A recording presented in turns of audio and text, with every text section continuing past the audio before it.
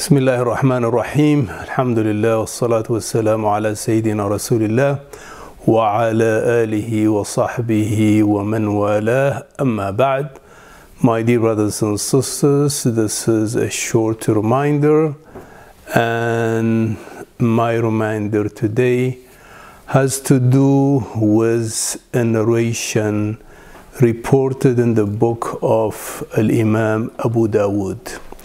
And in this narration, we are told that the Prophet, may the peace and blessing of the Almighty Allah be upon him, once came to the mosque, and he found in the mosque a man sitting alone in the corner of the mosque, and this was outside the regular prayer times. So the Prophet ﷺ thought that this man was in some kind of need of help. So he approached him gently, and the name of the man was Abu Umama. So he said, Abu Umama, what brought you at this time or at this hour?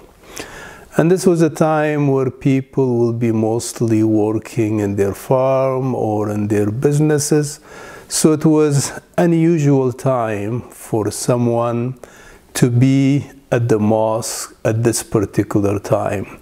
So the Prophet ﷺ approached him gently, and he said to him, what brought you at this time? So Abu Umama said, Ya Rasulullah, humumun athqalatni wa duyun. O Prophet of Allah, worries, crippling worries and debt. So the reason he came to the mosque was because he has so much worry and so much debt that he wanted to find some comfort and some moment to reflect and find solace. So the Prophet ﷺ listened to him and gently and nicely told him, O Abu Umama, shall I teach you a dua, a supplication that you make in the morning and in the evening, and Allah will ease your worry and will clear you from debt.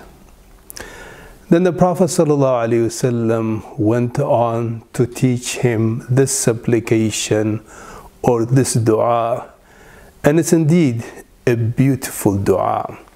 So what does the dua say? Allahumma inni a'udhu bika. O my Lord, I seek refuge in you from. So the Prophet mentions 6 things. What are these 6 things? Allahumma inni a'udhu bika, O my Lord, I seek refuge in you from al-ham wal-hazan, from worry and sadness, wa min al-ajzi wal-kasal, from incompetence and laziness, وَمِنَ الْجُبْنِ وَالْبُخْلِ, from cowardice and miserliness, وَمِنْ غَلَبَةِ الدَّيْنِ وَقَهْرِ الرِّجَالِ, and from overwhelming, crushing debt, and from being under or overpowered by other men. Very powerful and very beautiful supplication. And what we notice here, my dear brothers and sisters, is first the sense of care, the sense of humanity, and the personality of the Prophet ﷺ. He saw this man sitting alone in the corner of the mosque. He did not say that this is none of my business, but rather he felt that there is something unusual with this man. He decided to approach him and to talk to him and to offer him help. And sometimes people who are in distress, people who are in agony, just finding someone to talk, someone who empathizes, someone who understands, someone who listens to them, that by itself could be healing to them. So the Prophet ﷺ went the extra mile to ask this man what his issues are and listen to him with empathy and understanding. And this is something that we all should strive to do. People who are not only concerned about our own needs, but people who actively look around and see if there is someone who is struggling with any issues in their life, so that we can offer help to them. Help does not have to be always financial. Sometimes it could be just giving them a chance to talk and to express and to share their pain and their agony. So then the Prophet ﷺ taught him this beautiful supplication and dua. And for a believer, the most important tool or the most important source of strength that we have is supplication to Allah. Yes, we try to use every means available, every resource available, but we know in the end, all our means and all our resources come from Allah subhanahu wa ta'ala, and whatever Allah wills is what happens. So we always resort in every situation to Allah.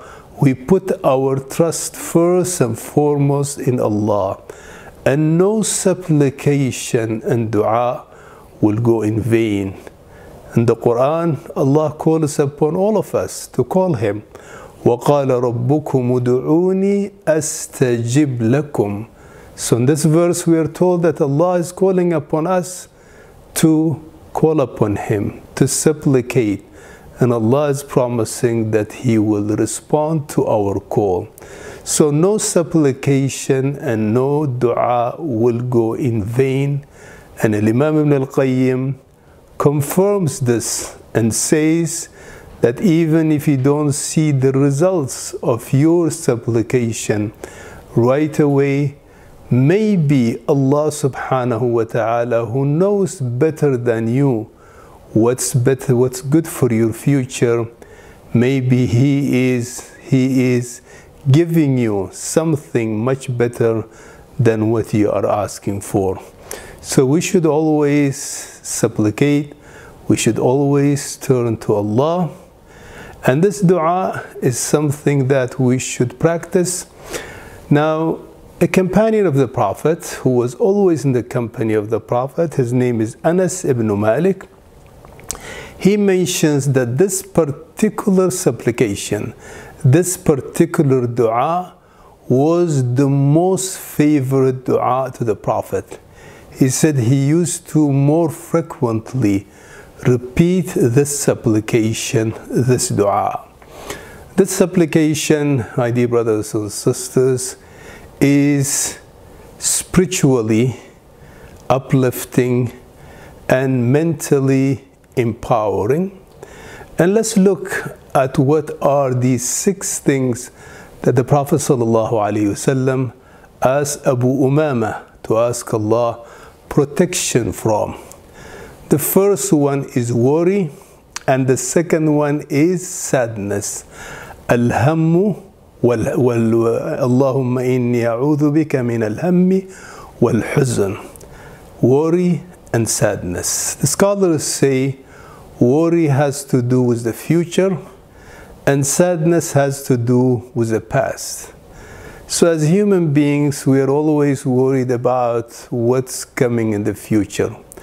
Young people worry about their education, their career, they worried about their marriage, and parents worry about their children, and what their future will be. Other people worry about their retirement, and so on and so forth. So as human beings, it's human nature to be worried, and worry is always about the future. But worry, when it becomes excessive, when it goes beyond what is normal and natural, it could be crippling to us. A little bit of worry is not bad, because that drives us to be diligent, to plan, to work hard. But when it goes beyond what's normal, beyond what's natural, when it becomes excessive, then it becomes crippling to us. And as believers, my dear brothers and sisters, we know the future is in the hand of Allah. In the Quran, Allah says, وَمَا تَدْرِي نَفْسٌ مَاذَا تَكْسِبُ غَدًا وَمَا تَدْرِي نَفْسٌ بِأَيِّ أَرْضٍ تَمُوتُ. This verse tells us no soul, no person knows what he or she will earn tomorrow. And no one knows where they shall die. What comes in the future, we don't know about it. We could forecast, we could guess, but in the end, it's in the hand of Allah subhanahu wa ta'ala. If 6 months ago somebody was to predict that a virus will come that would confine people in their homes, in their towns, and that the mosques will be closed, and the business will be closed, and people would not be able to travel, and airplanes will be grounded, nobody would believe him. But we see what we are facing today. So what comes tomorrow, nobody knows other than Allah. So we should leave that for Allah subhanahu wa ta'ala, and rather than simply worrying and speculating and thinking of all negative possibilities, we should try to do whatever we can today, hopefully to make the future better. But we should leave the future for Allah subhanahu wa ta'ala. If you are a farmer, you would do yourself good if you focus on how you take care of your farm, how you can protect it.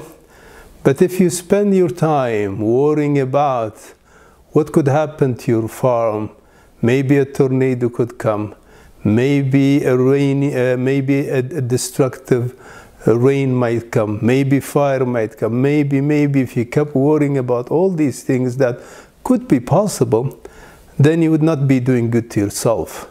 So let's leave the future for Allah subhanahu wa ta'ala, do what we can today, and put our trust in Allah. Our sustenance is in the hand of Allah, our destiny and our life is in the hands of Allah. So let's pray to Allah subhanahu wa ta'ala to protect us from worry. Yes, we are going through some challenging times today, and let's be optimistic and hopeful that this will end soon and life will come back to normal, and do whatever we can to do to save ourselves and minimize worry. Second thing the Prophet ﷺ taught Abu Umama is to ask Allah to protect him from sadness. And sadness has to do with things that happened in the past. And it's natural as human beings to feel sad on some undesirable occurrences or events that might have happened in the past. But my dear brothers and sisters, what has happened has happened. We can't change it. It's out of our control. Certainly as human beings, we do feel sad, but we should understand the nature of this life. The nature of this life is, as we are told in the Quran, particularly in Surah Al-Baqarah, there will be challenging moments in life. And we cross these moments with patience and perseverance, and we can learn lessons from what happened in the past and move forward to the future rather than being hostage to something that has happened into something that we cannot change. So ask Allah subhanahu wa ta'ala to protect us from worry, to protect us from sadness. And then the third and the fourth are asking Allah to protect us from being incompetent, from being incapacitated, from being lazy. And being incompetent has something to do with worry and sadness. Because if we are excessively worried, if we are excessively saddened, then we become crippled. We lose our desire to work hard. We lose our willpower. We withdraw. We give up. But that should not be the nature of a person who puts his trust in Allah subhanahu wa ta'ala. No matter what the circumstances are, we should always be daring. We should always be willing, trying, determined, not giving up or withdrawing or simply saying, I cannot do it. It's always good to be determined, keep trying, and putting your trust in Allah subhanahu wa ta'ala. So not to be incapacitated, not to be incompetent, and also not to be lazy, kasal. And the difference between the two, scholars say, is to be incapacitated or incompetent sometimes has to do with the circumstances surrounding you. For example, you don't have opportunities, your hands are tied, your circumstances are difficult. But laziness is something different. You have the opportunity, you have the resources, the means, but you are lazy to utilize it and to take advantage of it.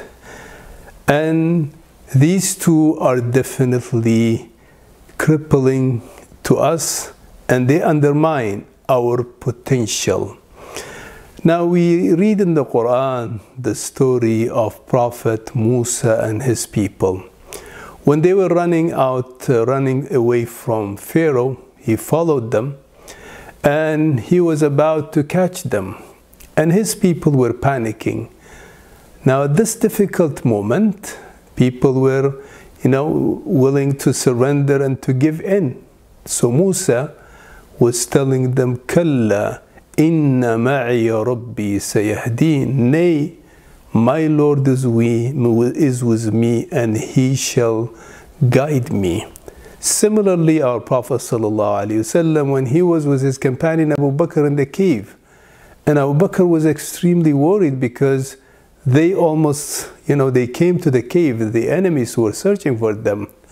And the Prophet told Abu Bakr, مَا ظَنُّكَ بِثْنَيْنِ اللَّهُ ثَالِثُهُمَا. Abu Bakr, what do you expect to happen? To two who Allah is their third. So when we put our trust in Allah, that gives us power.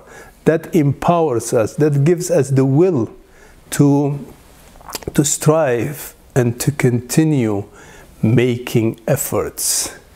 Laziness, my dear brothers and sisters, undermine our spiritual potential, intellectual potential, physical potential. In the Quran, we are told about the prayer of the hypocrites.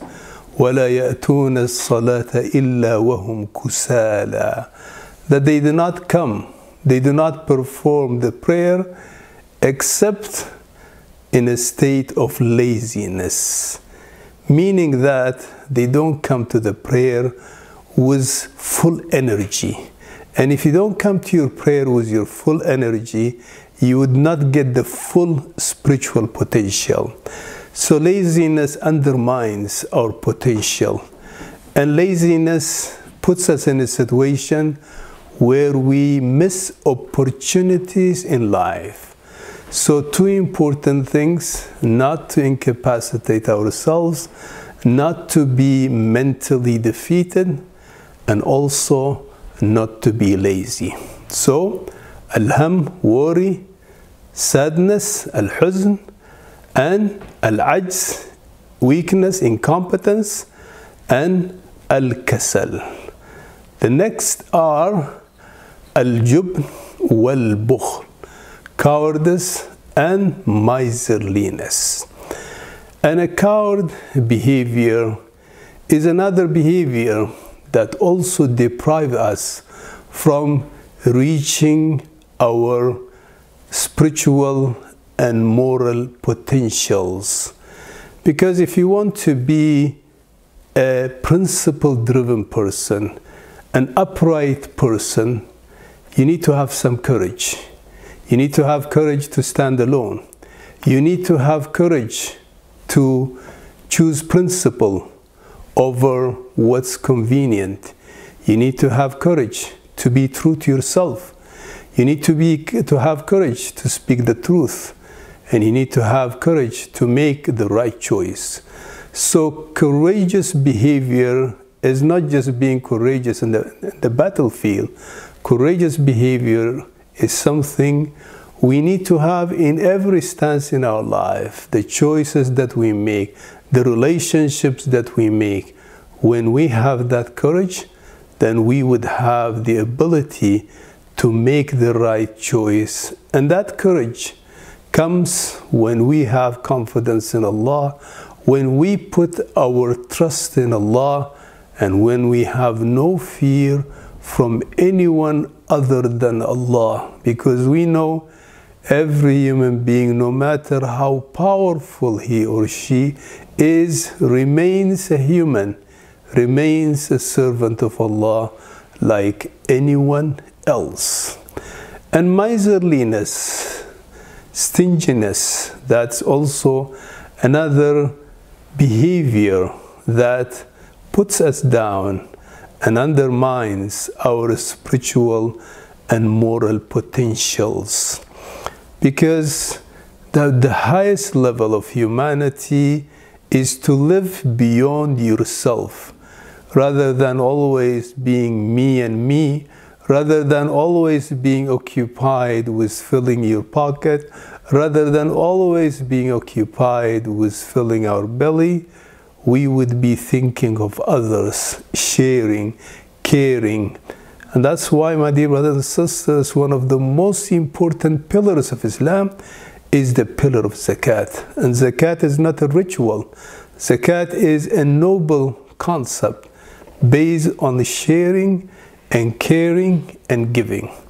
And we learn in our Islamic understanding that giving does not diminish what we have. Prophet ﷺ said, "Ma naqasat sadaqatun min mal." Charity does not diminish wealth. And wealth, my dear brothers and sisters, is not about how much you have, but how much blessed is what you have. There are people who have, money-wise, if we count them, probably millions or more than millions, but they lack the blessing in that money. Some people might have less, but they have greater blessing in that money. So when we give, we enrich ourselves spiritually, morally, and in every way. And my dear brothers and sisters, we are going through challenging times now. And during this challenging time, this is the time to give, not the time to withhold. This is the time to share, not to keep to ourselves. This is the time to think we, not just to think me. And when we do that, we can hope for the mercy of Allah subhanahu wa ta'ala. The last two among the six is وَمِنْ غَلَبَةِ الدَّيْنِ وَقَهْرِ الرِّجَالِ, asking Allah subhanahu wa ta'ala protection from overwhelming, crushing debt. Because if you are in a debt situation, then you are under the mercy of other people. That is definitely devastating and could cause us to be under the mercy of other people. And the other one, or the last one, is asking Allah subhanahu wa ta'ala to protect us from being empowered by other people. And particularly when we are in that situation, we would give other people power over us, over our finances, over our choices and our decisions. So that, and also being empowered by other people, takes away the freedom that Allah gives us. And when we lose that freedom, we lose our potential. We undermine our human character. It is told in the Arab history before Islam, there was a legendary figure known as Antara ibn Shaddad. Now this man, his father refused to acknowledge him as his son because of his color. So he was treated like a slave. So he was just, a slave serving at home. And one time the tribe was attacked by an enemy. So his father, who was supposedly, he's his father, but he was treating him as if he was a slave. He called upon Antara and said, "Oh Antara, take the sword and defend the tribe." And Antara responded and said, "A slave cannot fight, cannot defend." He told him, "You're free, go and fight the enemy." And there came the potential of Antara. He managed to defend the attackers, and then he became one of the top poets in Arabic language, and he became one of the top knights in Arabian Peninsula. Now his potential came out with freedom. So freedom is a value that we would not want to compromise in any way, either by putting ourselves under the debt or in any way or shape or form. So to conclude, my dear brothers and sisters, this beautiful dua is something we should always practice as a dua, as a supplication, and also understand the meaning of this dua and use them to empower ourselves and to give us the energy, the will, the desire to continue and never be people who quit, who give up, and who are pessimists, who always think of the negative and the worst. The dua again, my dear brothers and sisters, is Allahumma inni a'udhu bika, O my Lord, I seek refuge in you, min al-hammi wal-hazan, from worry and sadness, wa min al-ajzi wal-kasal, from incompetence and laziness, wa min al-jubni wal-bukhl, and from cowardice and miserliness, wa min ghalabati ad-dayni wa qahr ar-rijal, and from being empowered from debt, crippling debt, and from being empowered by other men. I ask the Almighty to protect us from every evil and harm, and I ask Him to make us always people who are positive, people with strong will and determination, and ask Allah subhanahu wa ta'ala to give us relief from the challenges of today and bring an end to the crisis we are facing today. Thank you very much for listening, and inshallah, by the will of Allah, I hope we can meet again. Assalamu alaikum wa rahmatullahi wa barakatuh.